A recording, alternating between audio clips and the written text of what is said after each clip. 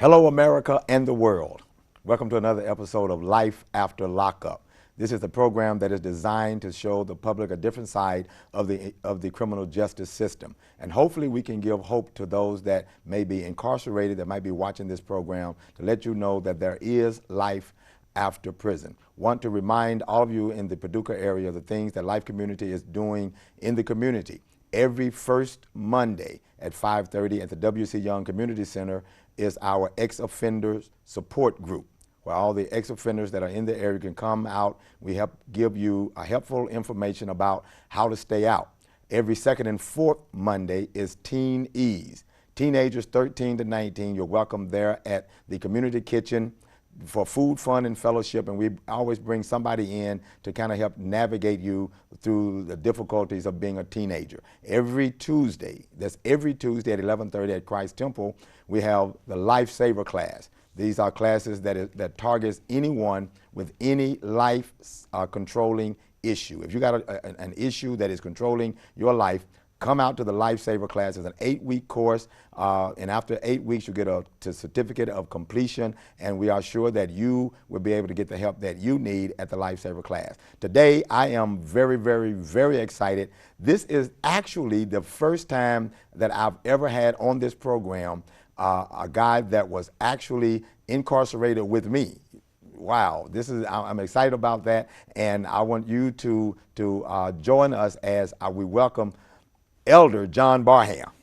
Hey, man, my brother. I'm doing marvelous, man. I'm excited because I know, after doing these programs for the last few years, I've never actually had anybody that was actually in when I was in. Yeah. And I think I came in and you were basically on your way out, right, in a sense. Mm-hmm. And you are the one that, and I didn't know it at that particular time, but you're the one that helped get me the job downtown. Yeah. Man, yeah. so that's I was really excited about that. But here's what we want to do, because there's so many people that are going to be watching this program all over the world on YouTube, and that are incarcerated here in the city. Mm-hmm.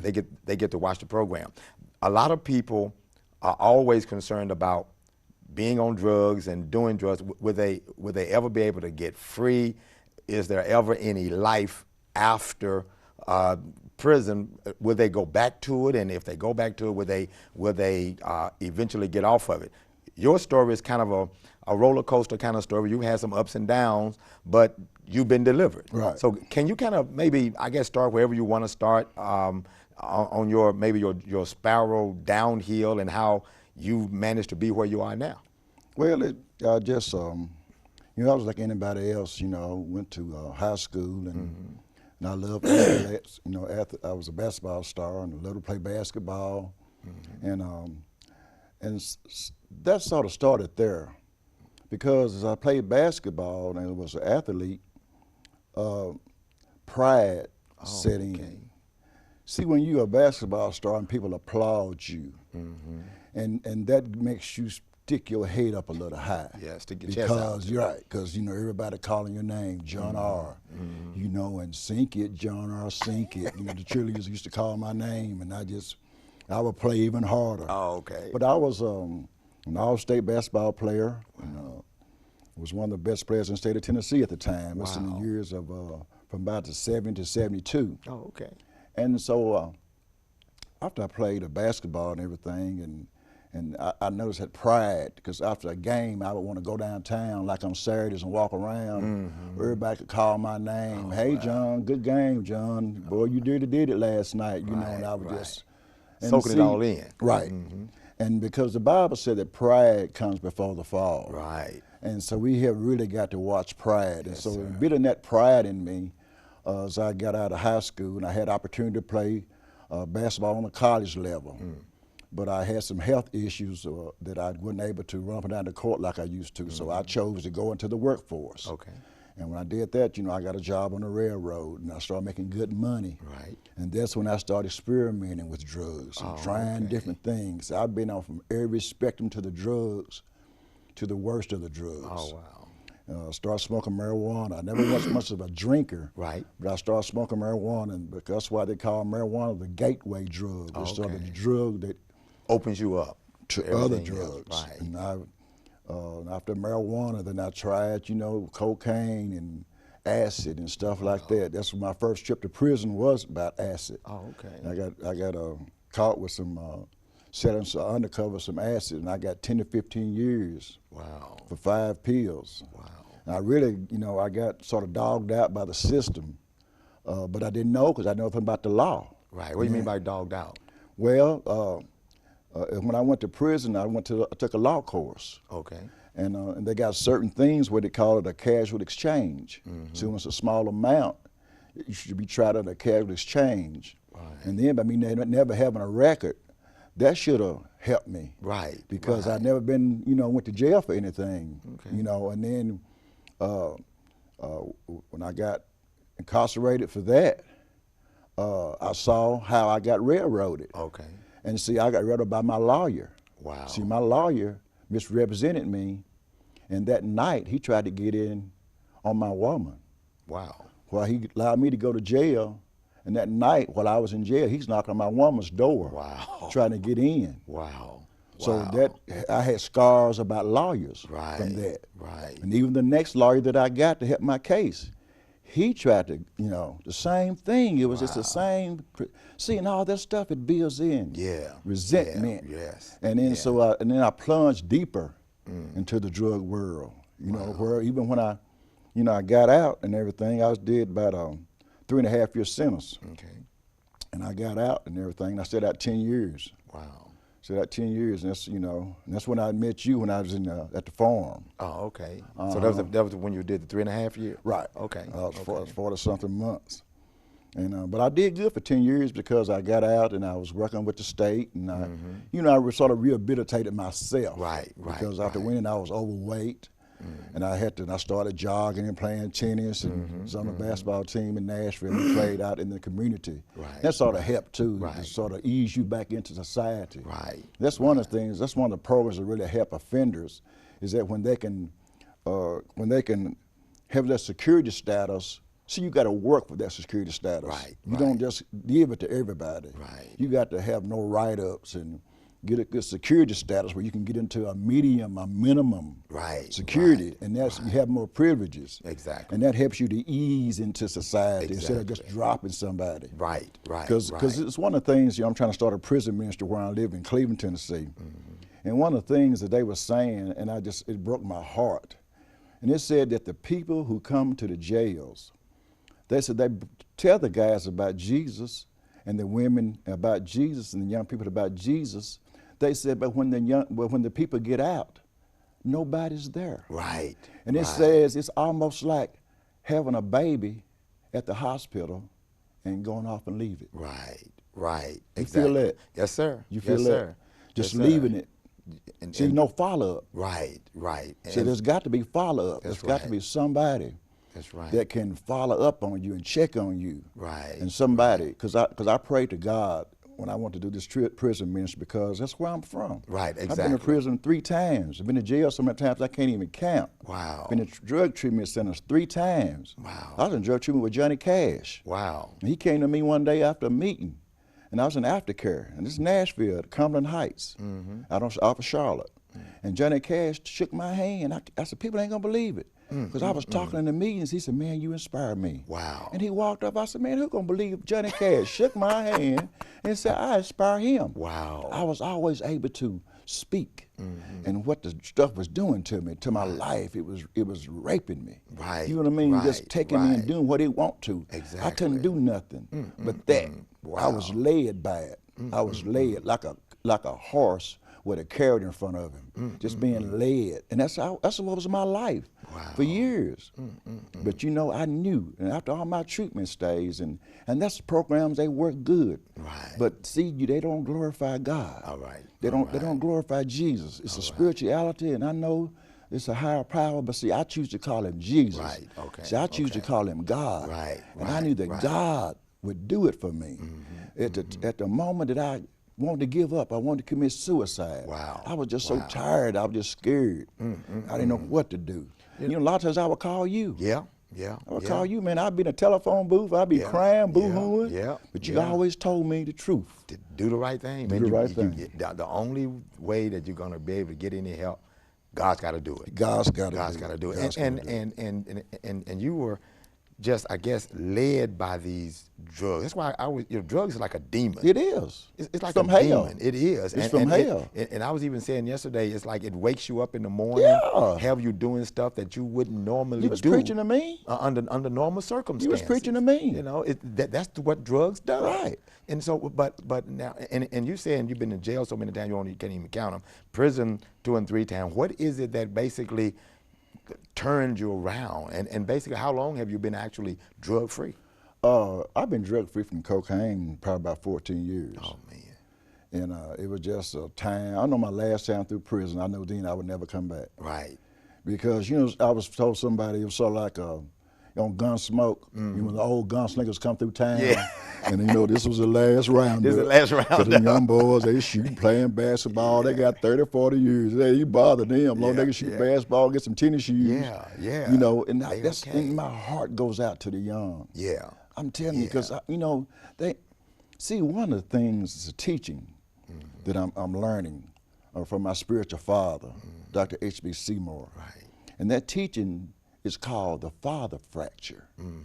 See, we all have been fractured. Yes.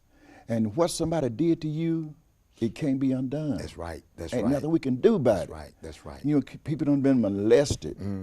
People done had everything done to them. Even in their own families have done to them. Right. And then when you have so many people who being raised by by women, and they have no father figure in their life. Exactly. It takes a man to raise a boy. Yeah. Yeah. You know what I mean? Right. And it just and so there's so many fractures. And so if we could heal those fractures. And when you talking about fractures, I have to always, because a part of the thing that I deal with is the injustice in the criminal justice system. Right. And even when you mentioned about how they railroaded you. Right. This is something that happens to a lot of black individuals, That's black right. men. That's right. And that also generates a fracture. That's right. Generates a fracture. Because resentment, because you get fractured growing up as a kid, for you don't have a father or mother threw you out or whatever, molested or however you want to. But then you go to the system because you might do something wrong, but you get over punished. Right. It's like overkill. Right. So it's almost like a whole lifetime of just being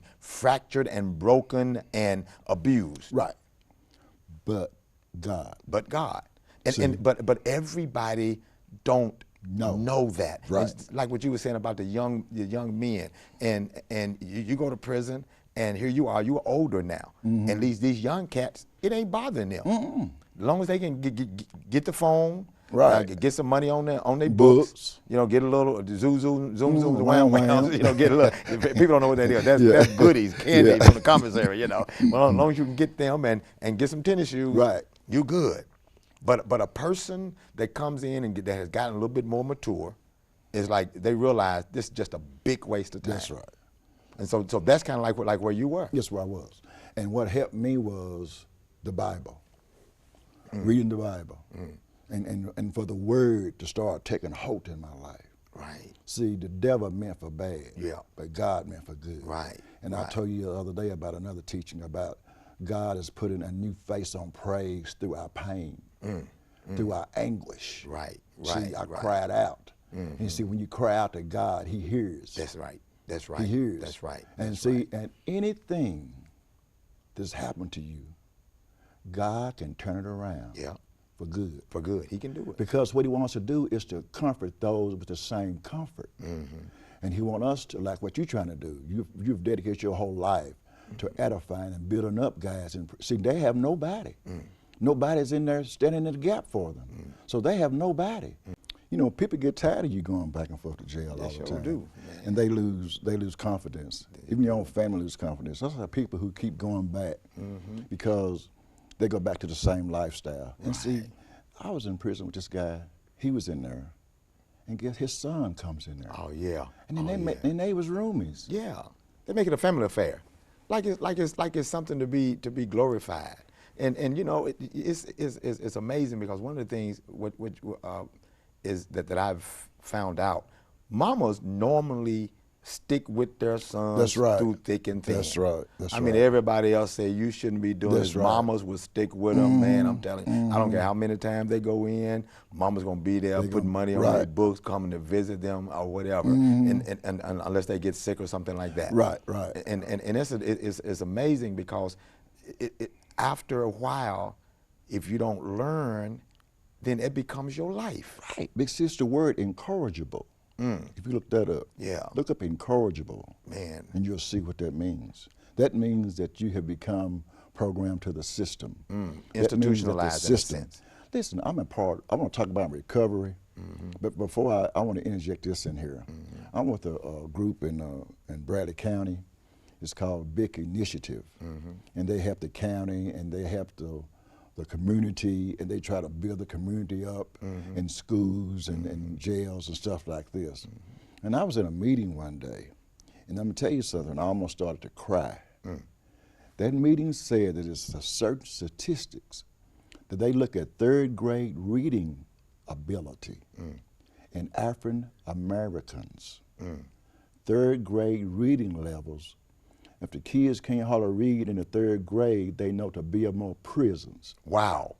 What? Wow. Wow. I almost fell out of my seat. I've never heard anything like that before. I almost fell out of my seat. I can get you the reports. Wow. I almost fell out of my seat. They know to build more prisons because if a person can't read at that level, they're going to end up going to prison. Wow. That's amazing. That's startling, man. That's amazing. You know, and one of the things that I've I don't know if you've seen this or not. It's like prison has become is the slavery with another name. Right, right. And it's what it goes back to the injustice, and goes back to being railroaded, and goes back to people doing you when you don't know. Right.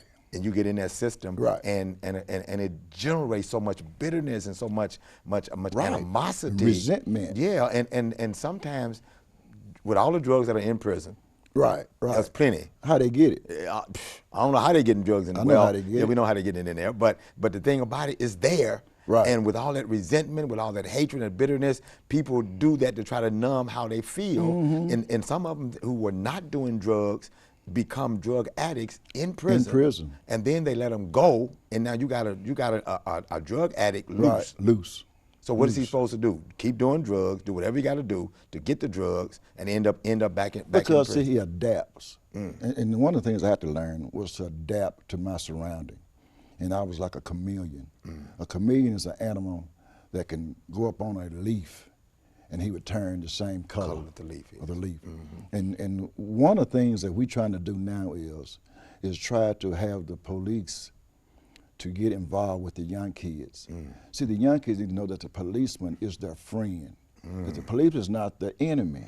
See, they think it's their enemy, but see, if they see more police, if police more interact more and be involved more in the community with the children, and then when they do get a situation, they don't see this policeman as somebody that they hate.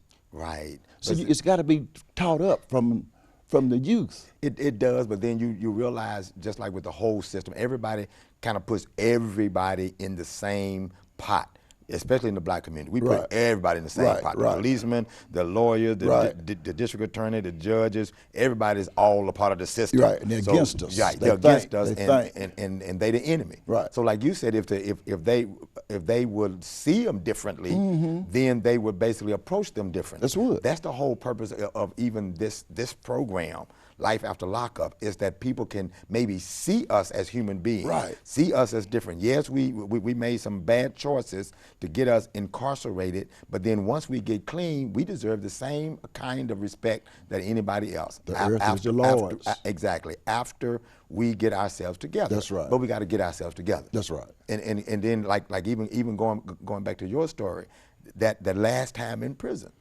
I knew that was it. You knew it was it. You matured, and you started doing something. Where was it, in prison before you started making the change, or did you wait till you get out? It was in prison. It was in prison. My biggest regret is that when I got out, the guys in prison, I started hanging with some of the guys. See, those of us, even the guys that I've been in prison with, we got a bond. Like me and you got a bond. Right. You see, if I see you and if I can help you, I'm gonna help you. Right. I don't care if you're on the lowest Right. I'm gonna help you. Right. I might not give you the money to buy no drugs, but I'm gonna get you something to eat. Right, exactly. I buy you some shoes. That's the Bible. Right, You know, right. you see your brother in need, you don't say, Right. God bless you, And go go your on. way. Right, right. If you could do do what you can something, do. do it. So that's what I live by. I'm not just talking this. Right, I right. live by this because the change came when I was in prison, and the last time I started coming off to myself and getting in with God. Right. And if people didn't get, you know, I was a Bible student, so I had friends I could hang with that we studied the Bible all the time. Right. So I hung with those guys. You know, if a guy was off into something else, I would help him, but I couldn't, you know what I mean, deal with that. Right, exactly. Because see, what happens, it's called a transferring of spirits. Exactly. See, we got a saying in prison, if you hang around a barber shop, you're bound to get a haircut. Yeah. So you like, here, I'm drug free. So I can't go hang with people. Exactly. I can't go Doing to the drugs, crack house and go out there and hang in the yard and holler at them. I Right. can't do it. I can wave at them and keep going. Right, exactly. And so that's the kind of life see, I have to be to myself this way because I cannot allow to be pulled back into that life. But I knew Jesus could do it. I knew he would fix it. Wow. And man, I'm telling you, he fixed it, and he fixed it. And it's all by the grace of God. I don't talk about nobody. Right. I don't downgrade nobody because I know that I've done enough where the devil throws stuff back up at me. Exactly. How you gonna talk about him? Remember that night you did this right here? Right. So I'm always graceful. And it's always, my life shows how deep the grace of God will go. Wow. To pull See, you, he to pull scooped. you out of He that. scooped to get me. Right. Because I was roadkill. Lord have mercy. Tractor trailers run across me. Oh, And man. I was just moved, just a little life was left. And he scooped. Wow. He scooped down and got me. Wow. And now he's given my life a purpose. Man, And I want to help others. That's my whole goal in life is to help others. That you know that you don't got to keep doing this. That's why the Bible said not many wise, not many noble are called. Right. He choose the base things of the world to confound the wise. Exactly. And I'm that base thing. Yeah, you and me both. Yeah, You and that me both. base thing. And now, when did you start writing? Well, I read Color Purple. And that story was so intriguing, and it was just dear God. Every page was dear God. It was so simple. I said, I can do this. And the first book I wrote it in prison. And the guards that switched into another prison, and they lost it. Wow. And their name was Joanna, and they lost it. In my, you know how they search your stuff, and they got it, and they lost it. And then after then, I started writing Little Joe. I write Little Joe, Country Preacher, Ghost of River Creek Bottom. Got one called Crack Baby. And but I got Little Joe published and Country Preacher and Ghost of River Creek Bottom. But I'm a self-publisher, so I just publish it myself. But I just love writing, and I still write. Right. And Because I've read one of your books, and they're mostly seem like they're in the old country kind of dialect. Right, old Negro dialect. Right. Where the computer can't spell check. Exactly. Because you can't spell check reckon and y'all and hell and all this kind of stuff. Chillin'. But I'm from the country. Right. And that's how we talk. Yeah. See, I'm a Southern writer. Okay. And I write Southern. I can't write New York City. I understand. I got to write who I am. So you got to be true to who you are. Exactly. And all this is really good because I know guys, I knew guys in prison, I know you did too, man, who were smart.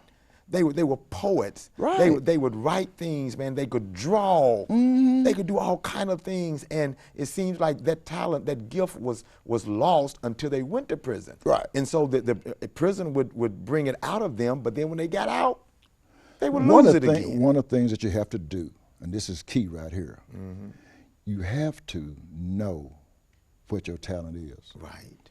And then what you do, you use it for God's glory.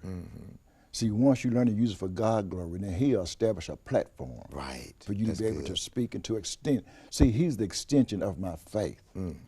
And once that you has realized where He plays a part in your life and how the talent that you have, all gifts come from Him. That's right. For the gift will make room for you. And a lot of them don't know that the gift will make room for them. It's just that, while they're there. And one other thing you have to learn too is, you got to be by yourself. That's a key. That's the biggest thing that I did. I got used to being by myself. Right. And because I read all the time and I study, And God I'm can never speak alone. to you. God can speak to you during those times. He speaks to me through the pages of His Word. He speaks to me through And the you pages know, of His Word. it's really, really, really good, because I know one of the things that gave me comfort and hope when I was in prison was somebody that had came through prison, that had been through Right. prison themselves, coming in and free, and they coming and talking to me. Right, right. What that did is gave me hope that there was life after prison. See, you got to see something that you want to become. Yes. Yes. If you don't see something that you want to become, that was the same thing for me. See, when I was sitting there listening to the guys come in, the people, ladies come in for the church, I was saying, one day I want to do that. I want to come back in here. Because I couldn't even see it at the time. Wow. Because I had so many years ahead of me, you know what I mean? I couldn't even, but now when I go back, when I goes to a faith-based prison in Georgia, and it's all faith-based, and I've spoken in front of 150 guys. And then when I go and I tell them my story a little bit, but I put the word. Of course. See, the word is what's important. Yeah. You know, our testimonies, yeah, that helps. Right. But the word is what gives them hope. It's the word of God. Man, Truth. and you said something earlier while we was kind of setting up or whatever, that the parole board basically told you was going to die Yeah. in prison. They said, Mr. Barham, you come out here again, you're going to die. I had a health issue. And they said, you come out here again, you're going to die. And that rung a bell. I know. But I still went out there and went crazy.